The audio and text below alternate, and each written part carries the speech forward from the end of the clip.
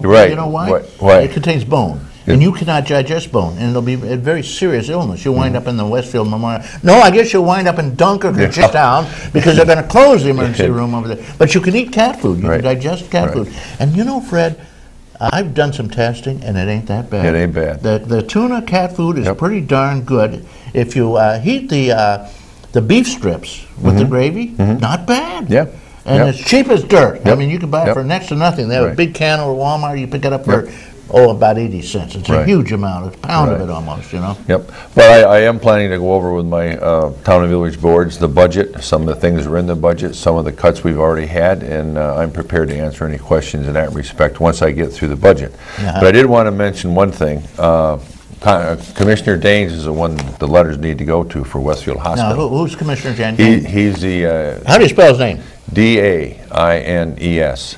He's the one who shut us down. He's trying to shut us down. He's the one, according to everyone I've talked to, that has the most power to keep Westfield Okay, what's open. his role? He's the commissioner of what? He's a New York State Commissioner of Health.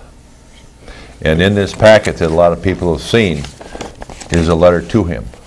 Does he know Well, thousands of people in the rural community? He's certainly getting the message, because we've had a tremendous response to these petitions here. Or if you didn't fill out the booklet with 6 letters in it, there's also this one here. Now these I'll be taking around to the Amish community this morning when I get done, because they have church in Sherman, and that's a group that I'm covering every 2 weeks. So we want to make sure we get these letters in the first part of October. But the response has been tremendous. I've gotten them in Sherman School. I've gotten them in Panama School.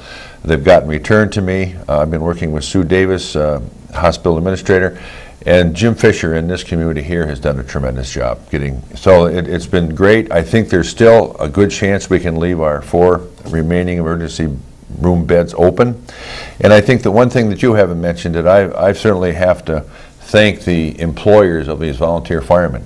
I think sometimes people forget when these employers let these EMTs go to respond to this ambulance service, whether Brockton, Portland, obviously Chautauqua, Mayville, Hartfield, DeWittville, they sometimes forget these people have jobs.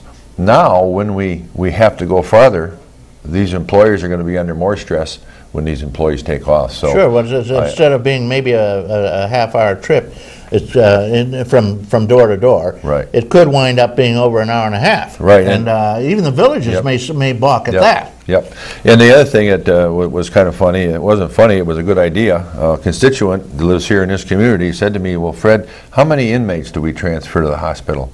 And I said, well, I'll check with the sheriff, and lo and behold, in yesterday's paper, there was a good press release about keeping Westfield open again from the sheriff and the county executive, front page story. So, you know, folks, get back to me on different ideas, because us folks that live in the rural communities, we're second to none. And we're salt of the earth, and you know, trust me, Albany listens, Mayville listens, and I think we. Well, actually, the one who has to listen, Mr. Daines. Mr. Daines. What's his first name?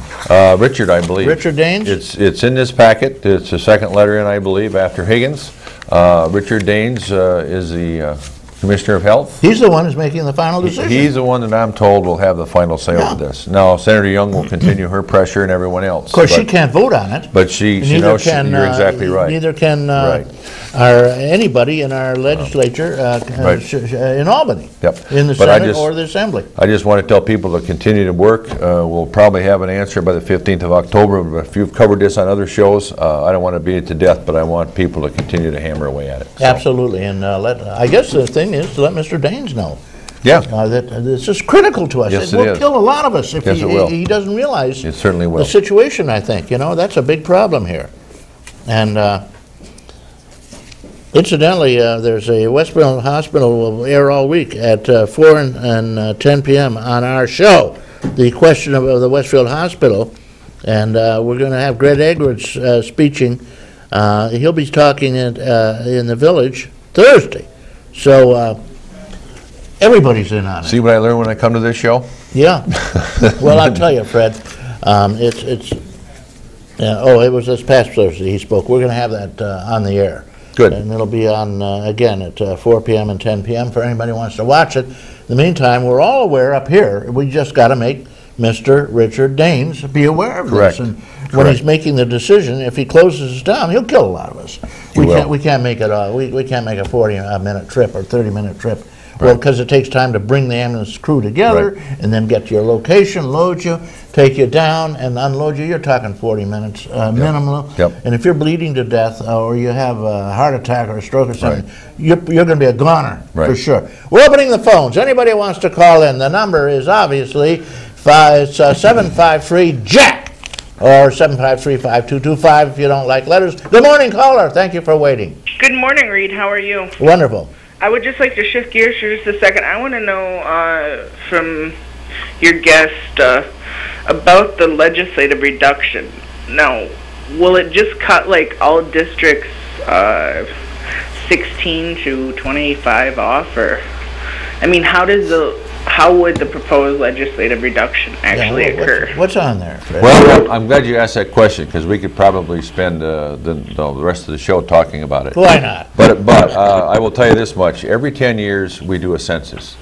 And every 10 years, we have to do what they call a redistricting of our legislative districts. Now, what they'd like to pass now is a reduction to 15 members. That takes a simple, well, it takes 17 votes to change that local law because it's a charter change.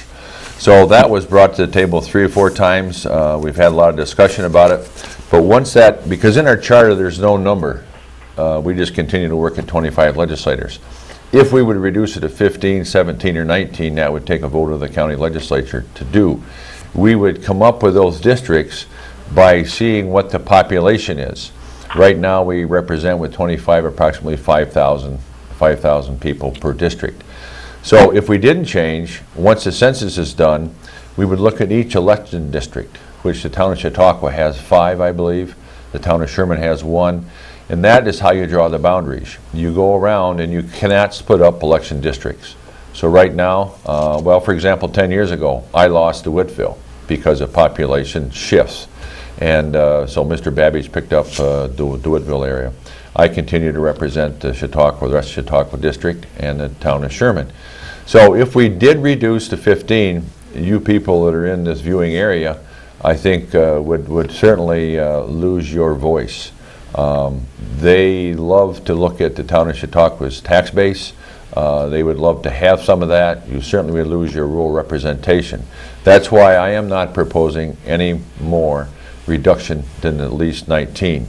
I cannot get the Democrats to change their mind. They seem to want to stick at this number of 15. I have no idea how they came up with that number, but I can assure you that we do not want to reduce our numbers to 15.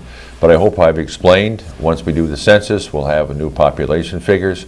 We'll go through and redraw the election districts representative of the number that we come up with for the number of legislators. Okay, so and then this redrawing of the election districts, now explain that as compared to gerrymandering. Well, that's where the term gerrymandering comes in. So, for example, if whatever party is in control at that time will be a major player in the redrawing of the election districts. And what they would mean by gerrymandering, there's a district in Jamestown that runs all the way across Jamestown. It's really hard to gerrymander the rural districts because we're pretty square blocks of election districts. But in order for maybe a Jamestown legislator to pick up enough Democrats to keep his election or his district controlled by the Democrats, for example, or Republicans, we might gerrymander across the city of Jamestown and pick up some election districts outside the city of Jamestown. So that's why they call it gerrymandering, because I think in Mr. Hucknall district now, it starts over by Bergman Park and ends up in Fluvanna or up Route 60, which that's called gerrymandering. In other words, you just don't stay in your own little block. You may gerrymander around and pick up a district. Of course, there is another complication. 10 people are going to lose their jobs. They're going to vote their jobs out? Well, that's not my point. Well, you know, I have no problem doing that, but see, you're only going to save $9,000. That's what makes no sense whatsoever. You're only going to save... Well, they're doing the same in Buffalo. They right. It doesn't save any money. Right. But I can assure you... Well, how about insurance, though? We did away with insurance last year. Okay, so you don't get insurance. We don't get insurance anymore. Just flat $9,000 going to cost. That's it. How about per legislator. We don't, the desks are already there. We don't have any office. We don't have any office staff. We get all our correspondence via email. We print it off on a printer. So I can sit here and tell you that I want to maintain some kind of representation at our rural You'd keep it communities. the same if you had your way. Well, I have no problem. I don't want people to think I'm against reduction of legislature Well, because that's I'm a not. popular thing, but But- in the meantime, as you say, it doesn't have any meaning anyway.